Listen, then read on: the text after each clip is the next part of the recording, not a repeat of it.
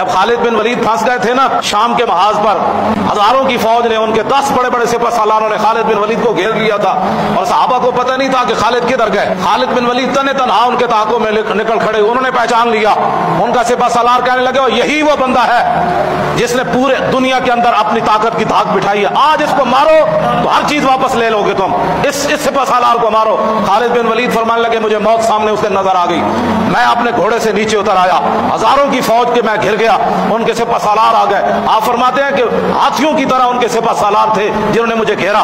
جب خالد بن ولید، اس صحابہ کو پتہ ہی نہیں ہے خالد بن ولید کدھر گئے، انہوں نے کہا کہ خالد آج نہیں بچ سکتا۔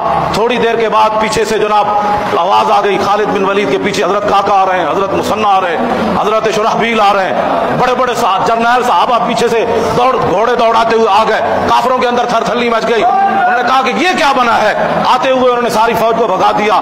تو خالد بن ولید نے فرمایا کہ آپ کو کس نے بتایا کہ میں ادھر پھنس گیا؟ انہوں نے کہا کیا بتائیں، کس نے بتایا؟ جب ہم جنگ ادھر بیٹھے ہوئے تھے تو ہوا سے گزرتے ہوئے فرشتوں نے کہا تم ادھر بیٹھے ہو، خالد پھنس گیا۔ جب اللہ کی تائید ہو تو پھر ہوا میں فرشتے بھی جرنیلوں کو آ کر کہہ دیتے ہیں کہ تم یہاں بیٹھے ہو، خالد ادھر لڑ رہا ہے۔